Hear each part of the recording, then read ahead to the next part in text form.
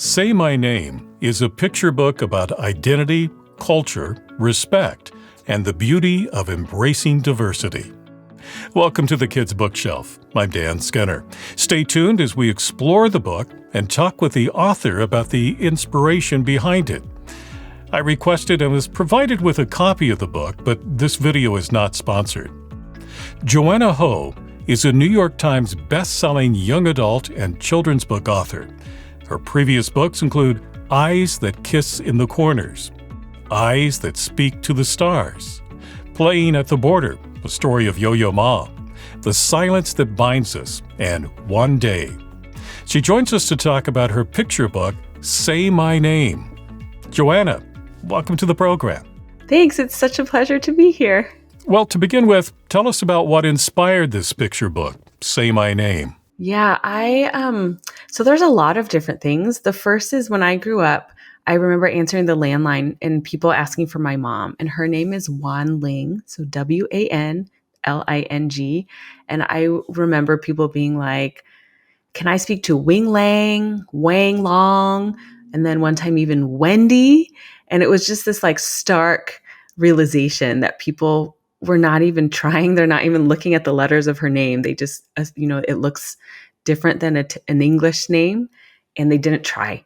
And so there's just so much erasure that happens when we don't even try to say someone's name correctly. I'm also an educator, so I have had so many stories. I taught high school. I worked in high schools for a long time of students who had teachers who refused to say their names, wouldn't even try, would even give them nicknames, like Marcos became Mark, for example. And when you do that to somebody, it takes away not only their history and the heritage of what their name means, but it also shapes how they see themselves and the identities that they believe they need to reject in order to be successful in the world or in school. And so some of those are big reasons. I just think it's so important for us to say our names, each other's names correctly. They encompass so much of who we are and connect us with our parents and our grandparents oftentimes.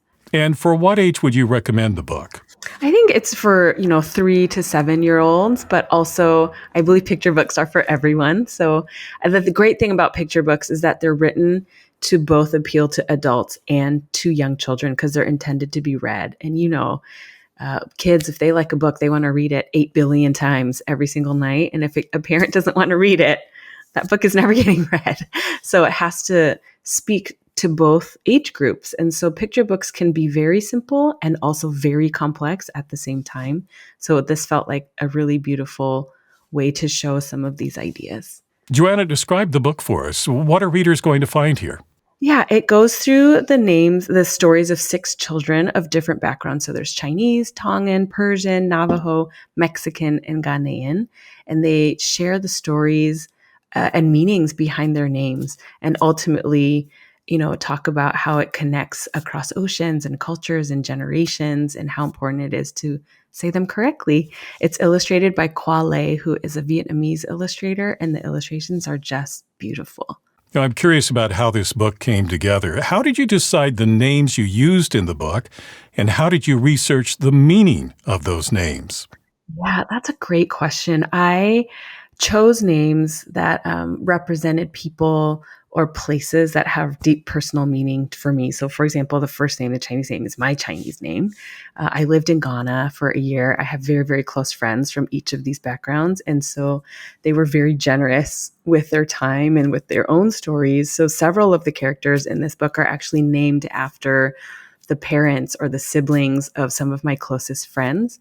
And because, they said, oh, well, what about this name? This is my sister's name. You could use that in the book. And this is what it means.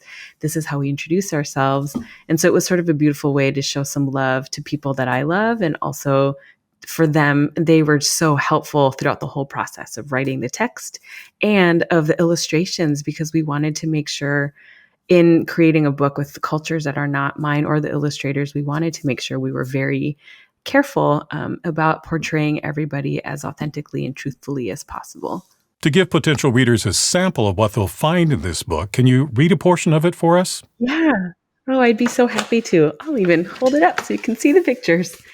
So it says, my name is full of tones and rhythms, melodies and harmonies, chords and cadences. Each syllable, each sound is a building block in an architecture constructed over oceans and across generations. Say my name. My name is He Xiaoguang. I am the daughter of dynasties.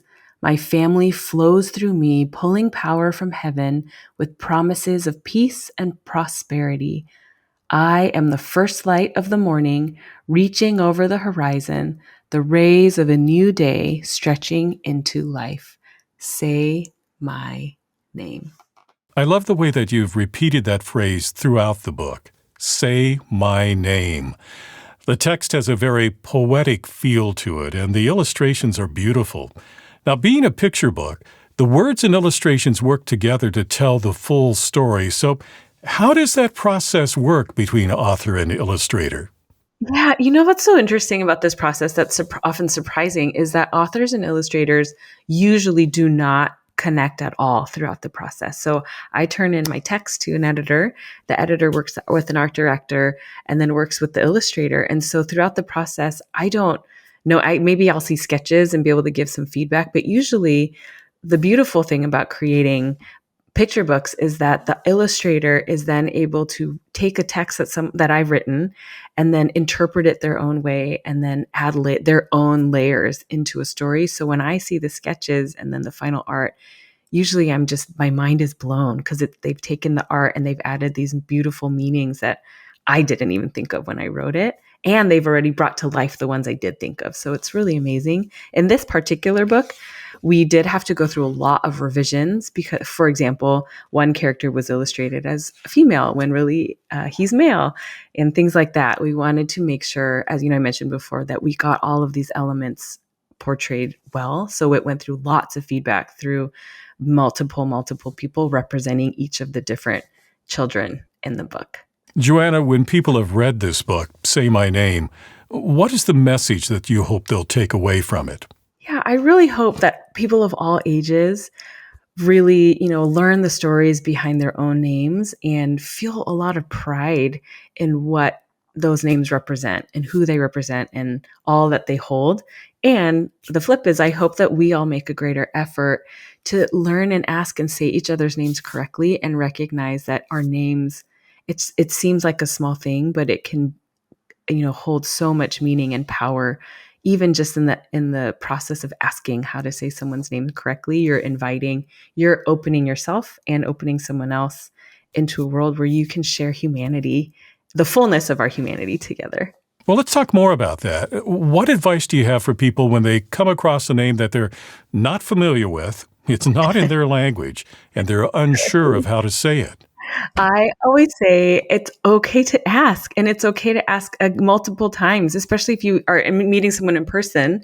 It's okay. How do you spell it? And can you say that one more time and then say it? Was that right? Just to go through that process and not feel like, oh, I should have known how to do that right away. Like our tongues have not been trained to speak all the languages in the whole world. And so I really appreciate it when people, my name, Joanna Ho, is not super tricky, but I know that people really appreciate it when they're asked and when people make an effort. You're an educator and you've worked in education for years. So I'm curious about your perspective. What needs to be done within the education system so that they can do a better job of embracing the cultures of their students? Oh gosh, that is such a, how much time do you have? I think there's so many different ways. And I think one is just making sure that our curriculum and the books in our libraries are representative, that they're inclusive of all people and of all stories, that the histories that we learn, the authors that we teach, they aren't just about white European men, that they include everyone, because the reality is our stories and our histories are all intertwined and they have all worked together to make the world that we have now. And we don't learn about them that way in school. And so I think that's one huge step. And another, so that feels big, especially in the context of the world we're living in now. I think something small truly is saying someone's name correctly, asking how to say their name, finding ways to show that those cultures and backgrounds and ways of moving in the world are valued in school spaces. I'm always curious about people's choices for career and what they enjoy about it. So tell us a little bit about what you enjoy about writing for and speaking to young children. It sounds very cliche because I worked in high school. So I write novels as well. I have a young adult book and I write a lot of picture books. I just find that young people have so much hope and they're so brilliant. They're so insightful. Even the youngest of kids, they see and they feel and they understand even some of the most complex things. They just don't all have the language or the tools to articulate it.